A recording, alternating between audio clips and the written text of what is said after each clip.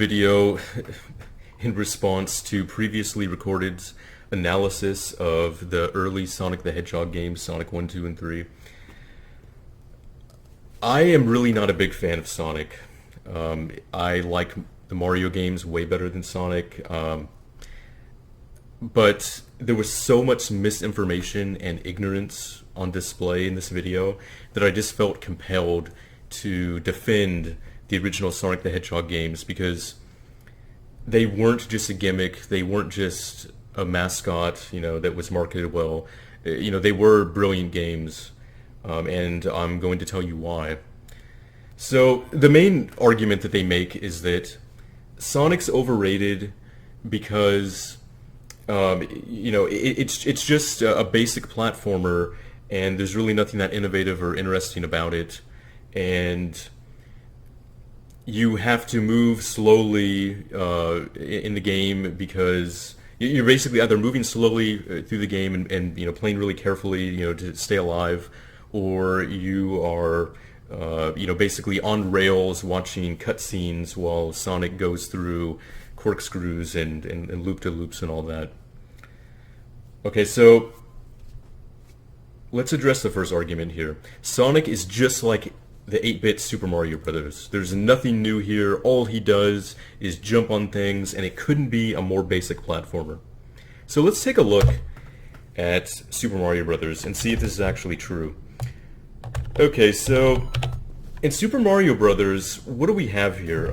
We have a really basic, tile-based game where everything in the world is basically a bunch of blocks. All of the platforms that you jump on are essentially squares. Your character is, 2 squares, and it's a pretty, boring, engine when you think about it. Everything's just a block. Let's take a look at this. So, what is this game? It's just a collection of blocks.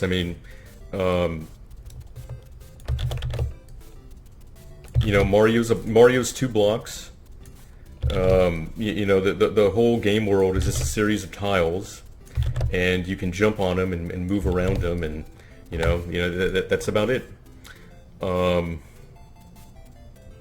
That's its technology. That's what they were capable of doing at the time. So you have pretty tight constraints when designing these maps because everything is a block. You can't really have a lot of interesting shapes. Everything is just going to be boring and blocky. Yeah. So that's Super Mario Brothers. Now let's take a look at Sonic the Hedgehog.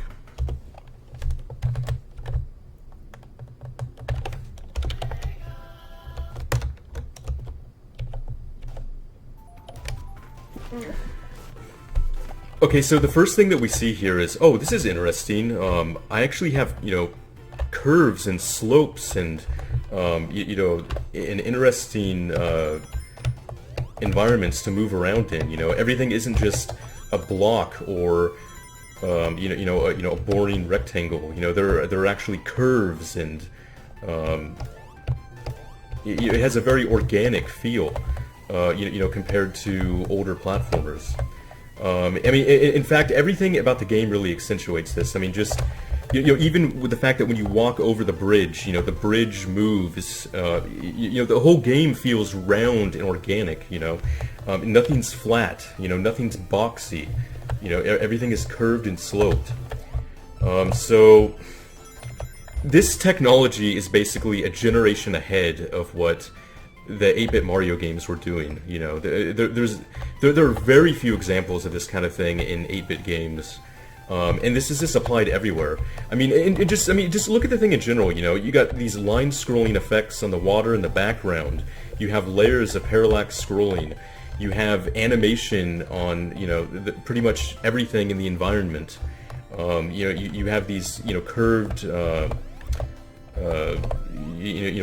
ground to walk on. The ground falls apart. The ground's animated. Everything in this game was to make it feel more organic and alive. Look at this. The animation here when you don't do anything.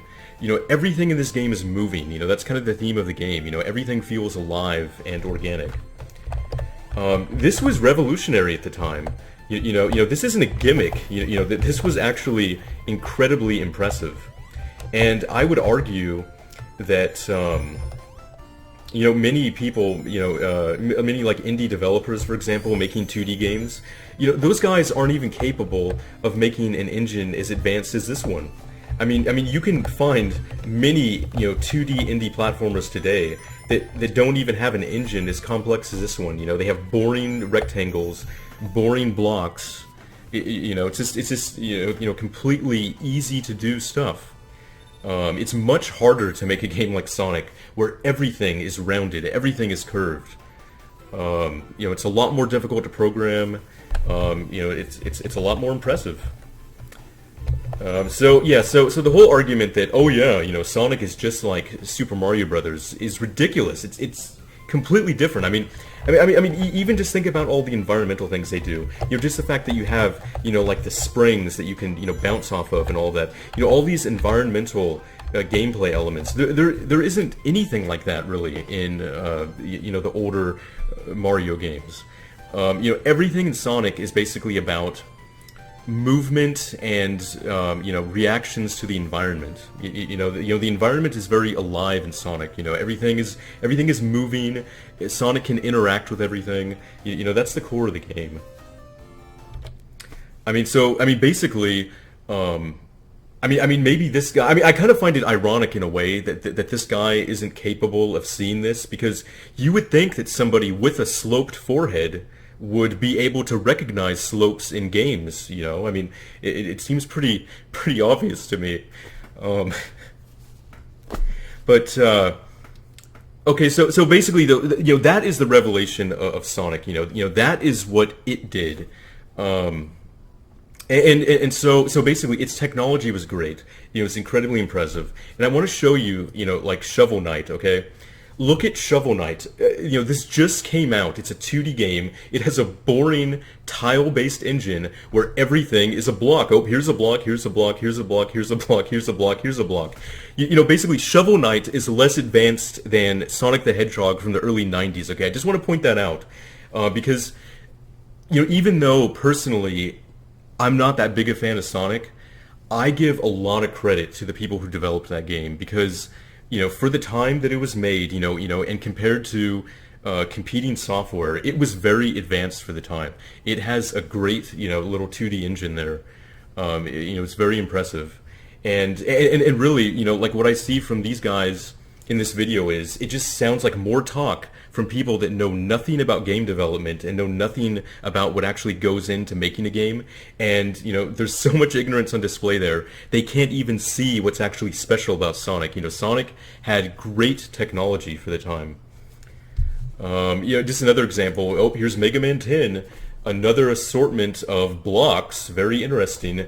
Map design here. Essentially, this is the 2D version of the first-person shooter thing, where we just throw crates in every level because we don't, have a better idea. That's basically how these 2D games are. Each one of these blocks is just a boring crate that you have to move around.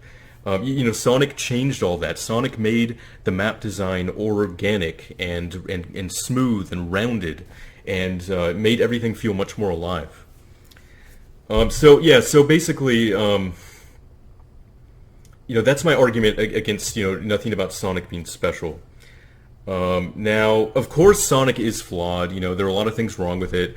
I think one of the main flaws of Sonic, of course, is just that, and I think they mentioned it in the video, was that you don't have a lot of time to react to the things that are happening in the game, and that is true to a certain extent, because let's take a look at this. So basically, when Sonic's running, he's right in the middle of the screen, so he just doesn't have like a lot of time to react here. But I just kind of find it funny though, because they basically said that you can't make a great Sonic game today. And the funny thing is like, just because everybody has a widescreen monitor now, you actually could make a really great 2D Sonic game today. Because with this extra space that you have, if you were to make a Sonic today like this, you have more room to see what's coming. It would actually make a better Sonic game. Sonic is one of the most widescreen friendly games I could think of. The more horizontal real estate you have, the better the gameplay is going to be in a Sonic game because the more time that you have to react. I mean, and there's some things you could do to make it even better where, you could do something where if Sonic was running right, you could offset him, offset the camera so that, he was, offset to the left. And then that would give you even more room to see, what was coming up ahead of him. And if Sonic were to be running, to the left, you could offset him, to the, to the right, and and give you that much more room to see the stuff, that was coming ahead of you there. So I mean, yeah. So like I said, Sonic isn't perfect, of course, but it could work really great, with a modern design and some tweaks to the gameplay. And so my final 2 points are that. So they basically say that the game doesn't play very well. You don't have enough time to react.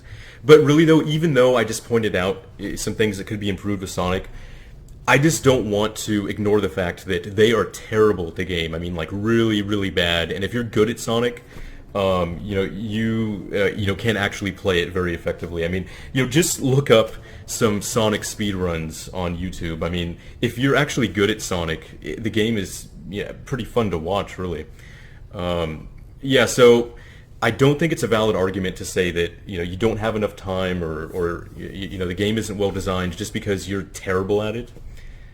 And finally, they were poking fun at the audio in Sonic, which I thought was really weird because especially Sonic 1 and 2 have some of the best songs of all the 16-bit games. They have really good soundtracks. I mean, the Chemical Zone theme, from Sonic 2, for example. I mean, they have great music. It's awesome music.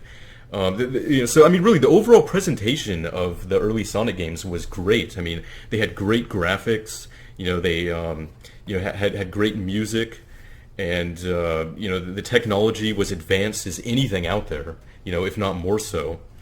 Because really, even if you look at Nintendo's competition at the time, Super Mario World, even though there were some cases of, like little, hills you could slide down and, some slopes here and there, they were special cases. It wasn't fully integrated into the game like Sonic integrated the curves and the slopes into basically every facet of the level design. Everything in Sonic is round. Everything is smooth, in fact, even the modern, new Super Mario Brothers games are essentially just a bunch of blocks. They haven't even really got to the point that Sonic was at in the early 90s in terms of just, organic, level design that doesn't look like a bunch of tiles. Yeah, so I think it was very unfair, for them to say that, Sonic was so overrated when the game was a technical marvel, was incredibly impressive at the time, and you could certainly do a great Sonic game. You could certainly do an excellent Sonic game today, especially with widescreen monitors.